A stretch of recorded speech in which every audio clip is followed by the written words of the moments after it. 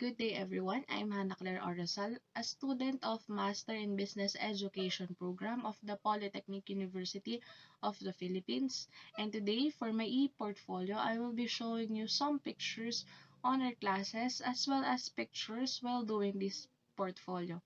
I will also be showing you my takeaways from the 3 videos that I have watched on YouTube relating to our course as well as the 3 research articles that I've read also related to our course.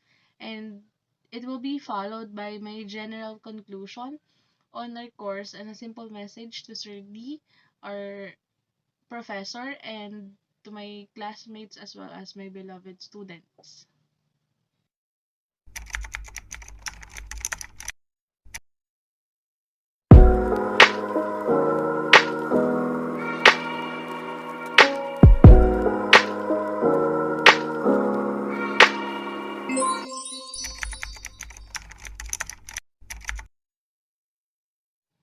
And for our first video, it is all about the inclusive education in the Philippines virtual discussion with Professor Emeritus Leonor Magtolis Briones, the Secretary of the Department of Education of the Philippines, together with Dr. Shabazz Khan, the Director and Representative of UNESCO Jakarta Office from 2020 GEM Report National Launch in the Philippines last November 25, 2020.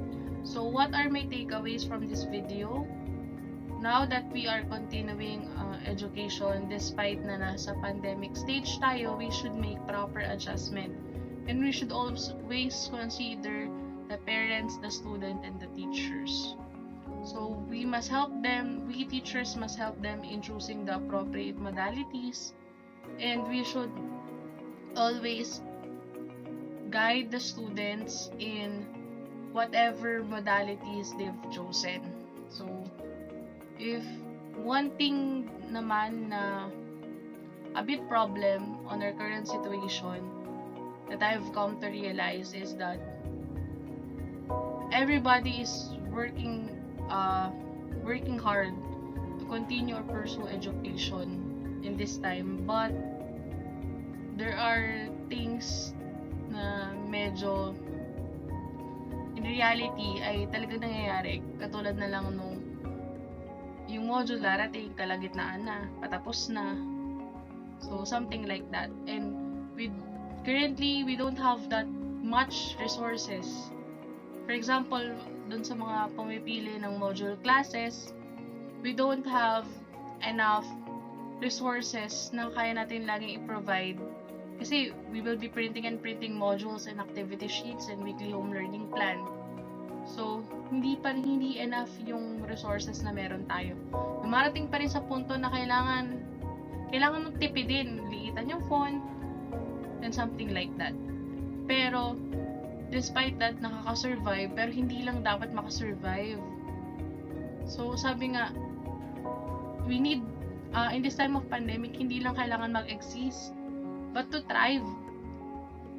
So, hindi ka lang present dyan, but may ginagawa ka rin.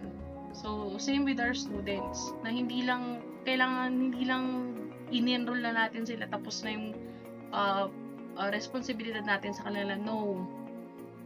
We need to help them strive, or we need to help them survive or learn through the pandemic. So, isa yun sa mga takeaway ko dito sa video na to. And for our next video, it is all about the different learning delivery modalities in the new normal by the Literacy Corner. So, according to them, we have different learning modalities na available, which is yung face-to-face, blended, homeschooling, and distance learning, where in sa distance learning, may modular learning and online learning. So, we also have TV and radio-based learning. So, my takeaway from this video ay this new normal, maraming available na modalities na pwedeng i-offer sa mga bata. Pero hindi ibig sabihin na available ito ay kayang-kaya na nilang i-access ito or accessible na rin sa mga estudyante. So, we really need to make the most out of every modalities, but not to the extent na we're leaving those who are not capable. So, kailangan regularly pa rin natin nakakamusta yung mga estudyante, kung kamusta yung modality na pinili nila, kung nahihirapan ba sila, saan sila nahihirapan. So yun. So hindi ibig sabihin kung na pinili nila yung blended learning or online learning ay kaya na nilang attenan yon regularly. So there are times na makaka-encounter pa rin tayo na hindi regular silang pumapasok. But dito papasok yung intervention ni teacher na kausapin sila, tanungin kung saan parte sila nahihirapan at kung kayang tulungan ay tulungan. So ayun, that's my takeaway from this video. And for our next video, it is all about the different learning delivery modalities in the new normal by the Literacy Corner. So, according to them, we have different learning modalities na available, which is yung face-to-face, blended, homeschooling, and distance learning, where in sa distance learning, may modular learning and online learning. So we also have TV and radio-based learning.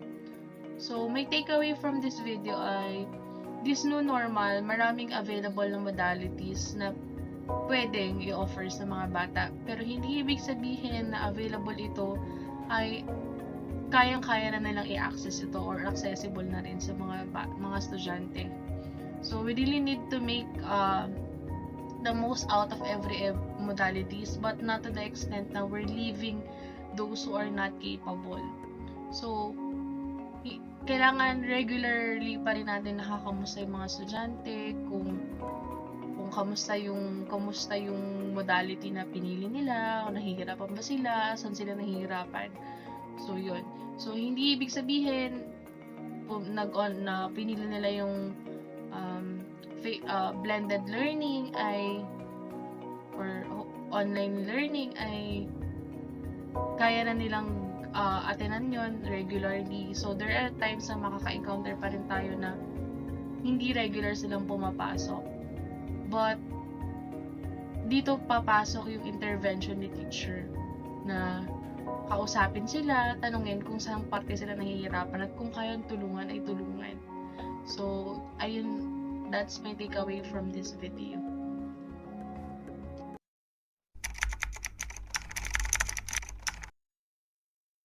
And for our research article, so for our first research article, we have the teacher attitude and the effects of inclusion on students without disabilities. So it is by Jess Rigert. So the purpose of this study was to investigate and determine teachers' attitude regarding the effects of inclusion on students without disabilities in areas of academic performance, behavior, and social relationships. And my takeaway from this video is we teachers must welcome inclusions of students with or without disability. Kasi nga, inclusion can benefit not only those students with disability but also those students without disability. They can learn from each other. And since ako ay nakaranas ng magturo nakaranas na makahandle ng estudyante na may disability, at nakita ko naman sa klase na the class are learning how to be generous, compassionate dun sa kaklase nilang may disability. It is already a form of fulfillment as a teacher that they are learning with each other, they are learning from each other. So we must be welcoming with the inclusions of students with disabilities and without disabilities. Possible yun, possible ang inclusion. Possible na walang maiiwang bata. Basta maging welcoming lang tayo sa kanila. Or i-support natin sila at i-guide natin sila. And now, for our second article, is we have the COVID-19 pandemic through the lens of education in the Philippines, the new normal by Jose Z. Tria. So this article presents opportunities for responding issues, problems, trends that are currently arising and will arise in the future due to COVID-19 pandemic through the lens of education in the Philippines, the new educational norm. So, my takeaway from this video is that we need to strengthen online learning platforms. So, bakit? For example, nasanay tayo sa face-to-face classes. We were used to face-to-face classes. Then, pandemic strikes. We only have online learning platforms to continue education. So, since sanay tayo sa face-to-face, at hindi tayo masyadong prepared sa online classes, maraming naapektuhan. Malaki yung effect sa atin. Not only the students na ang nahihirapan, but also the teachers. So, both are struggling. Up until now, marami pa rin nag-struggle in doing online classes. Kasi nga, we were not used to doing classes like this. We were used to the traditional face-to-face classes. So, after this, or the post-COVID, siguro post-COVID, educational plans should strengthen online learning platforms. And lastly, we should strengthen the research and development in our health system. So, those are my takeaways from this video. Now, let's proceed on our third and last article. So, we have the measuring the importance of collaborative learning for the effectiveness of ALN, a multi-measure, a multi-method approach. So, this research article is published by Roxanne Hiltz, or SR Hiltz, Nancy Capola, Naomi Rotter, and Murator of New Jersey Institute of Technology. So, my takeaway from this video is that collaborative learning and technology plays a big role in the in the teaching learning process. So, basically, pag involve si technology, it can engage the students to learn more or to actively participate, which is proven ko before on my previous school. Na talagang pag sinabi mo na, okay, gagamit tayo ng laboratory, gagamit tayo ng TV, gagamit tayo ng ganito, ganyan, they tend to be more active than the usual, okay, discussion tayo, nakaupo ka sa unahan, nakatayo ka sa unahan, nakikinig sila. And also, one approach na talagang gustong-gusto nila is collaborative learning. They can express more ideas sa collaborative learning. And katulad nga nung dito sa article na to, sinasabi na there's really a big role ang collaborative learning or ang technology sa collaborative learning. We can combine the two to make an effective approach para sa mga students. So therefore, technology and collaborative learning is really plays a big role in the teaching and learning process.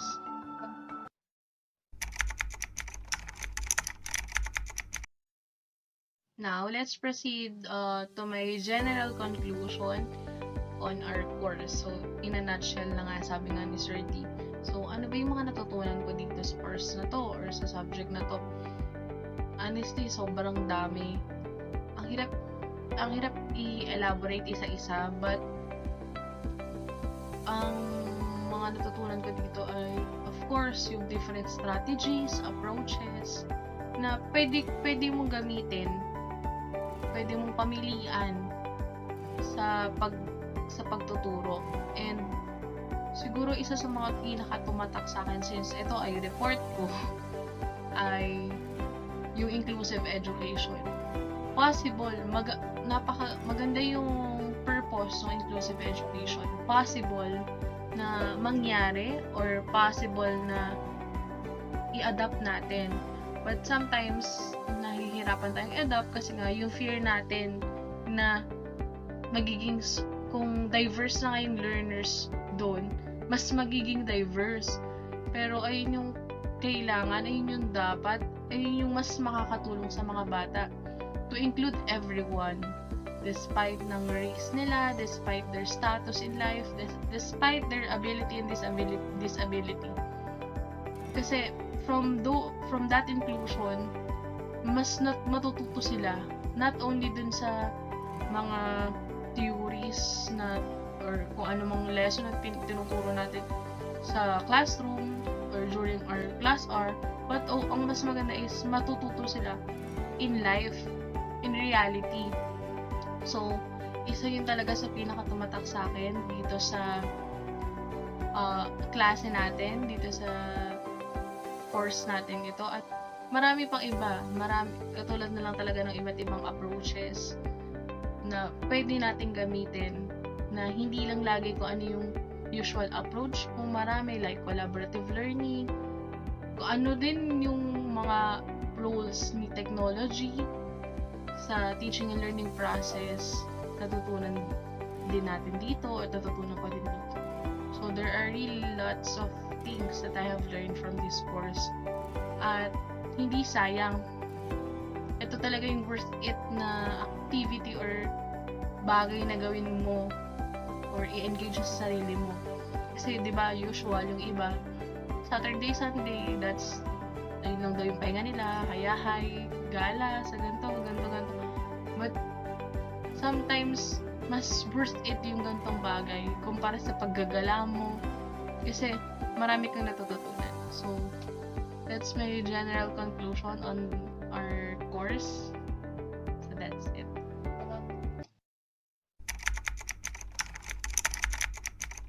Ayun, sir. Message ngayon kay Sir D. Every semester we always look forward na kayo maging professor, kasi nga kung mag-enroll kami halimbawa 3 subjects, dun sa 2 subject, every time we feel pressure. Tapos dun sa subject nyo, yung parang pahinga, but not literally na pahinga ha. Yung pahinga na you'll feel less pressure but more excitement during our classes. Tapos gusto ko ma-achieve, sir, yung approach mo na hindi na basta kakaiba, na halimbawa nagsalita ka, nakikinig na lahat, attentive na lahat, yung ganun, yung parang pag hindi ka nakinig ng kaperaso, ng kahit ilang segundo, parang may malalakdawan ka na or may miss ka ng part, ganun. Parang basta wala pa lang nung sir nung American Eagle nating klase before. Nalimutan ko na yung course na yun or yung subject na yun. Basta mula pa lang doon up until now, same, parehas lang din. Parang basta ang galing. In a sense na talagang kahit anong pagod, hindi ka makikinig kasi worth it yung pakikinig. Yun. Ayun, sir. Hindi ko na alam sasabihin. Basta, yun.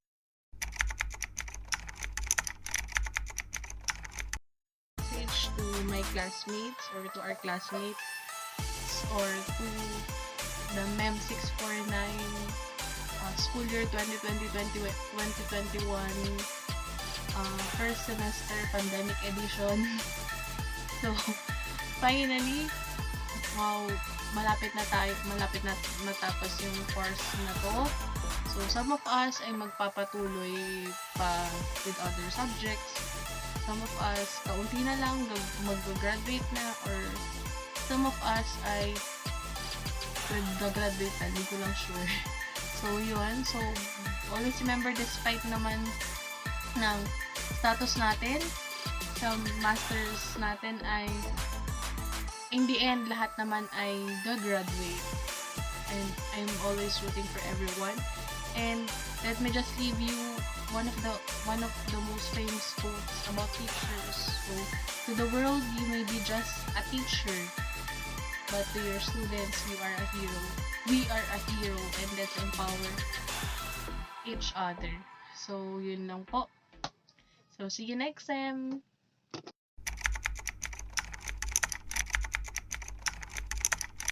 Lastly, for my students, always remember na kahit na anumang hirap, anumang struggle nyo ngayon, kahit pa ito ay normal or new normal, you'll always have your teacher behind your back to cheer for you, to guide you, and to always root for you and pray for your success. So, yun lang po.